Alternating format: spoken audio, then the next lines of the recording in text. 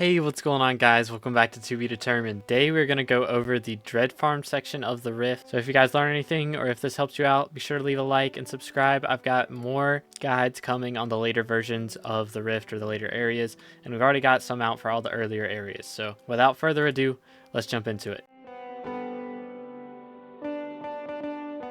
Alright, so the Dreadfarm is pretty far away from spawn. There's not really a warp that's going to get you closer to it, at least not for free, minus rift time cost, because the closest warp would be to Lagoon and then throwing yourself across with moats, and it's honestly just faster to walk there. So that's exactly what we're going to do. However, there is an eye that you can get over here at the Dreadfarm, which is pretty nice to be able to warp here. You'll be using it quite a bit until you unlock the plaza area. But yeah, it's a really good one. So all the way past the West Village here over into the Dreadfarm section. Now there's not really a time warp or a time gate for the Dreadfarm section. So you can just walk straight over here. Once you've unlocked West Village, you don't have to pay again to get to Dreadfarm. So Dreadfarm has an eye back over here close to the living cave called the Baba Yaga. So I do recommend doing this first. Once you get to Dreadfarm, make sure that you fight this guy so that you can teleport back here every time instead of having to take that long walk to get here. Now the next thing you're going to notice is there are these new crux guys, the Volt. So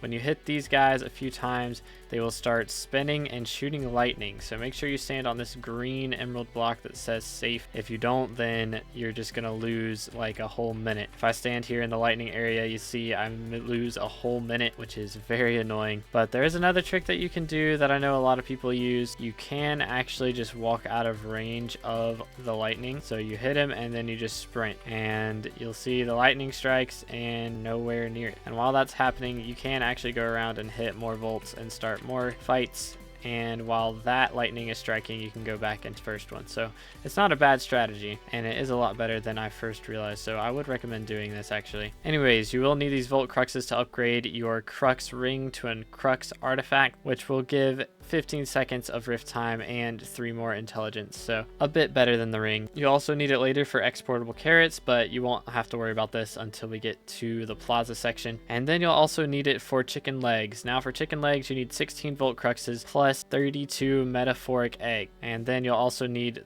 these to upgrade to femur growth leggings once we get to the Coliseum. Now before we worry about that, you do have to talk Shania over here in the barn. She says, sometimes I sleep and dream about touching grass. What about you? She will have a bit different dialogue the first time you talk to her though. Basically, she is going to give you this wand of farming. Allows you to farm the peculiar crops from the rift while held. Now there are 3 different crops that you will have to farm, and you'll have to farm a decent amount of them and give them to Shania. I think you'll need 2 of the compacted versions. So there is the Agaricus cap, the Caduceus stem, and the wilted berberis, which I'm probably butchering the names on these, but you get the idea. And for each of these, you unlock the bunch version after you've farmed 20, and you do need 20 to make 1 Agaricus cap bunch. You'll need 2 of these, so you need to farm 40 total Agaricus caps to get that. Same thing for the Caduceus stem bunch. You'll need 40 of those to make 2 of the stem bunches to give to Shania, and same thing for the wilted berberis. You are going to need 40 wilted berberis to make 2 berberis bunches and give to Shania. Now how do you farm these different crops? Well, there is a little bit of a trick to each of them. So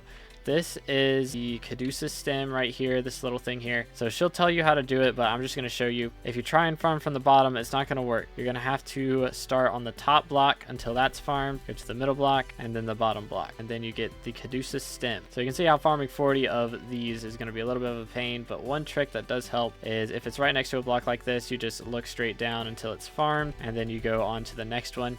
Now, honestly, the most annoying part about farming all of these is that there is no telekinesis, so you will have to actually go and pick up the drop after you farmed it. So that is a little bit frustrating. But again, if there's not a block next to these guys, you can just run and jump up into it until it's farmed, and just run and jump up just like this. And they will regrow after a little bit, but you're going to need 40 of those. Then the next thing is the wilted berberis, which is this dead bush right here. So if we try and farm any of these ones that don't have the purple particles, it's not going to work. So again, you will need particles on for this. Basically, you farm this one and you'll see the particles fly over to another berberis bunch. Farm that one, flies over to another one, that one flies over to another one, and you can just keep going through this over and over again until you've gotten all of the bunches that you need. This is definitely the fastest one to farm just because they're so close to each other, and you don't have to do really any special tricks. It's not like the same as just running through and farming wheat, but it's still pretty easy. And then the last one is the agaricus cap bunch. Now that's these little mushrooms right here, the brown. You'll basically stare at them. As the smoke goes up, they'll turn red, and then you click. Now if you wait too long in between whenever it turns red, then you're gonna miss it and it will send you flying. And just like that, it's not red for very long. It's red for like half a second, so you've got to pay attention to these guys whenever you farm. And after you've farmed all 40 of those, you can bring them back to Shania. Now after you have given her the item, then she's going to give you an item called the proto chicken, and you will use this item to make the chicken and egg time charm. Now for this, you will need 8 metaphoric eggs, 2 wilted berberis bunches, and a Caduceus stem bunch with an agaricus cap bunch. So you'll have to farm 20 of each of these and 40 more of these. But you're also going to need 8 metaphoric eggs, and to get those, you're going to need a berberis blowgun. So to make the berberis blowgun, you will need 60 wilted berberis collection, but you'll also need 60 wilted berberis to actually make the blowgun. So to make the blowgun plus all of the berberis that you'll need for the time charm, you'll have to farm 100 of these. But again, these are the easy ones, so it won't take too long. Anyways, once you've crafted the blowgun, you can just walk up to a chicken or a not chicken, shoot it once, it'll fly up in the air, and then shoot it again, and it will drop an egg. So that was a not chicken. If you do it with a chicken, it's going to be the exact same result. Don't ask me why, I don't know. But while you're farming up the 8 for the time charm, you might as well go ahead and farm up the other 32 for the chicken leg. So you can go ahead and farm up 40 total metaphoric eggs. And what really helps with these is getting up close to it before you shoot it, and then just walking straight under it, because if you don't hit it directly, then you're not going to get the egg. If you do want to aim from a far ways away, make sure you aim a little bit underneath it, otherwise the arrow will go too high. But again, the easiest way to do it is of course just shoot it, walk straight under it, and then shoot it again. Now the other thing you can use this blowgun for is actually popping this supply drop here. So you basically just shoot all of the little balloons here, and that will make the anvil drop onto this chest right here, and that will reveal the Enigma Soul. So again, getting close to it is definitely helpful. Then drop and grab the soul. Now for the next one, you will need some water to sprout this beanstalk. So in order to do that, you will have to go all the way back over here in the West Village and talk to Plumber Joe right here. He will give you, well, he will sell you one of these plumber's buckets, and you will need more of these later on for a couple of crafts, but for now we just need the one. So you take the plumber's bucket over to the beanstalk. You can water this little sprout here, it'll sink into the ground, and then you can walk back over to this green section and it will start growing. Now this takes a decent amount of time for one Enigma Soul, so be prepared. You have to walk all the way up. It's a lot of parkouring. Water all the buds once you get up to the top of each section, and then before the next section can grow, you'll have to jump down onto a leaf pad right over here. It'll have these green particles on it. Jump down onto the leaf pad, it'll grow the next section, and then you can keep climbing. And it is of course an extremely long grind. You can't hardly see where the Enigma Soul is from down here, but it is right there, if you can tell where it's at right here. So that is a long ways away. I can barely see that with Optifine Zoom on max. So without Optifine Zoom, you can't even see it from down here. So it is quite a bit of parkour. It's pretty simple parkour, and a lot of times if you fall, you're not going to fall that far. So don't feel bad if you do fall, because it doesn't really matter too much. It does get a little bit more difficult as you go up. Kind of finding the path is a little more difficult, but there is always a path. So just stay aware and be careful. Smart with your jump. Always make sure there's somewhere that you can catch yourself, and you should be fine. But yeah, it keeps going. It just keeps going. I've got a picture here of whenever I climbed all the way up, and you can see how ridiculously high it is. It's insane. But that is the second Enigma Soul in the Dreadfarm. The next one is actually from getting all of the buttons here in the West Village. So basically gonna have to click all of the wooden buttons. So there are 8 here on the back of the Mirrorverse house that you can click right here. You can also shoot them with the Berberis blowgun if you don't want to walk straight up to it. But there's another 8 here on the back of the Wizard's house, you know, the one that you do the whole warding spells things with. Then there are 4 more on the front of the Mirrorverse house that you can get right here. There are some up at the top of the hot dog house here.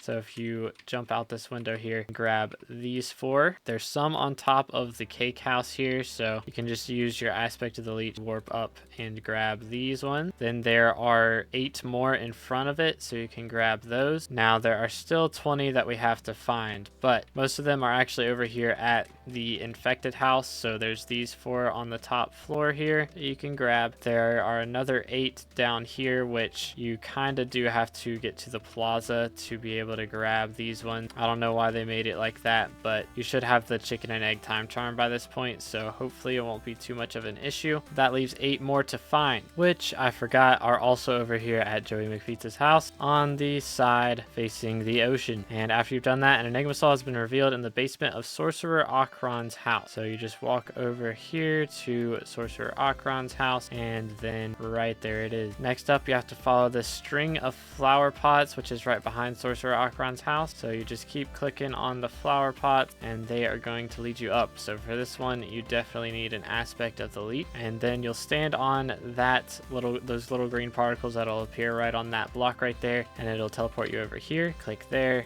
and there's the Enigma Soul. Now there is actually a trick that you can use on an aspect of the leech to teleport 4 blocks ahead of you instead of 3. If you didn't know, transmission tuners are now rift transferable. So you transfer 2 of these into the rift, and then you use a crafting table and you place them on either side of your aspect of the leech, just like this, and it will upgrade your aspect of the leech to 4 blocks instead of just 3. Now the last Enigma Soul is not actually claimable until you've entered the plaza and acquired a horse Zuka. So you can use a horse Zuka, shoot it at this wall right here, and you can get Montezuma Soul right there. I think I said Enigma Soul, but it's Montezuma Soul, and that is the piece that you get from this section. And then the next thing that you need to do is go over to Reed on the island here to help fix his boat. You will need 64 wilted berberis, but you'll get 20 seconds of rift time.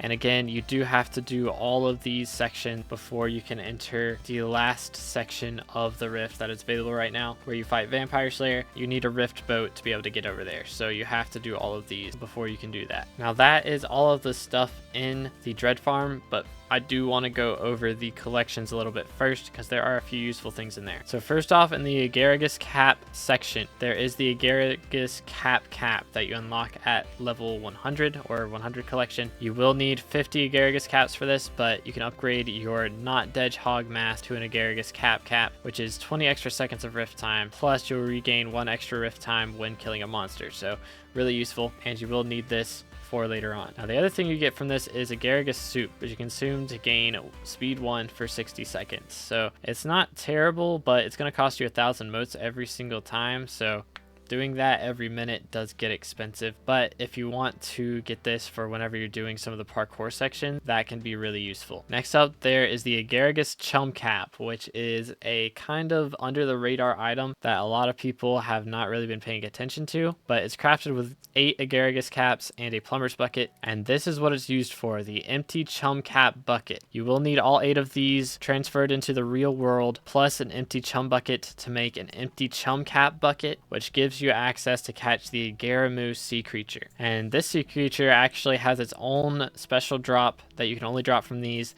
the Agaramu tongue, which it drops every single time, 100% chance of dropping, and it'll only drop when you're standing near an empty chum cap bucket. So make sure that you put one of these down before you start fishing for these, and don't pick it up, because every single time you pick it up, that's 8 more Agaricus chums that you're gonna have to grind out. But basically it drops these Agaramu tongue, and these tongues are used to make the Agaramu talisman, the Agaramu ring, and the Agaramu artifact. So these are pretty cool, and it doesn't take a ridiculous amount of time to grind out. For 1 fishing speed, then 2 fishing speed and a fishing wisdom, and eventually 3 fishing speed, a fishing wisdom, and a farming wisdom. This is definitely worth it to grind out early, and it does actually drop 1 to 3 Agaramu tongues, so that can be pretty nice. And honestly, the best part of this is you don't actually need a fishing level to catch this thing, which is really nice. Alright, next up we have the Caduceus stem collection, which the first thing that you'll get at Caduceus stem level 60 is the Caduceus legume. Now this thing gives you 90 seconds of rift time whenever you consume it. It can only be consumed once per visit in the rift, but I mean 90 seconds can add up, especially in the earlier game. Later game it's not going to matter too much, especially considering it's going to take you probably around 90 seconds to get 30 Caduceus stems, so really not that much of a time save honestly, but I mean if you want to use it, go for it. Then there is the Caduceus extract. Now you will need this for a quest later on, and I think it might be used in a few recipes as well, but you basically make it with 20 Caduceus stems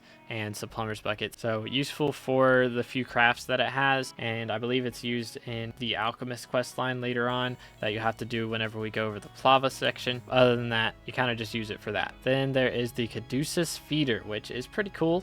You use it on a pet to consume an ultimate carrot candy and grant it 1.1 million pet XP. It has 2 charges reloading after 20 hours, and it is crafted with 7 stacks of Caduceus stems. So this can be pretty useful to get an extra 100,000 pet XP per ultimate carrot candy. So if you're one of those candy users, then be sure to use this before you spend too much money on ultimate carrot candy. Finally, we have the wilted Berberis collection, which we've already gone over the first 2 things. Third thing is the jinxed voodoo doll, which is a voodoo doll upgrade. Now compared to the regular voodoo doll, it slows mobs down for 10 seconds, costs 200 mana, and has a 5-second cooldown. This slows mobs down for 12 seconds, costs less mana, 20 less mana, and has a 2 seconds faster cooldown. So definitely a good upgrade, but it is a bit pricey. That is 20 stacks of wilted Berberis that you'll need to make these Berberis bunches. The other things aren't really too pricey. Zombie heart, I mean, it's a little bit, but not too bad. If you wanted to buy these off of the auction house, they're 2.8 million per or 1.8 million per, and that's just for a quarter of a stack. So gonna be around 8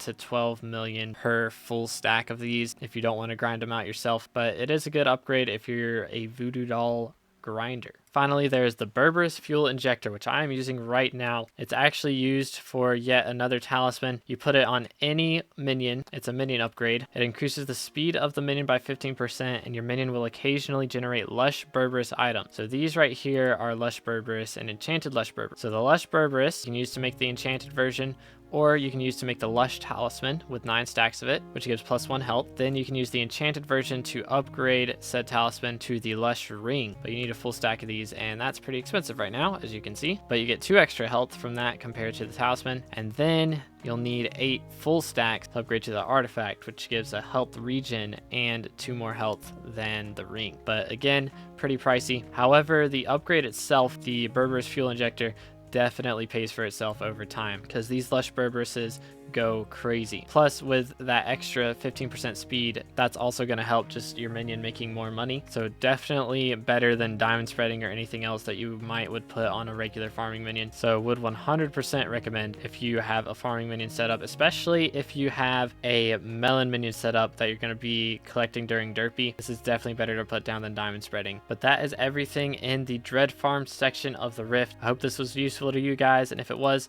be sure to leave a like and sub if you haven't already. While you're doing that, you can go ahead and check out the description. We've got a lot of cool links down there. First one is to my music, which is in this video. All the music in the background of these videos and of my live streams right here on YouTube, that is all written by me. So checking that out really does help me out. And there's also the Discord, which is in the description as well. We do some giveaways on there every now and then. Plus, I hang out on there a lot. So if you want to have a good conversation with not just me, but with some other members of the community, be sure to check that out. Anyways, thanks for watching. I'll catch you guys in the next one. God bless.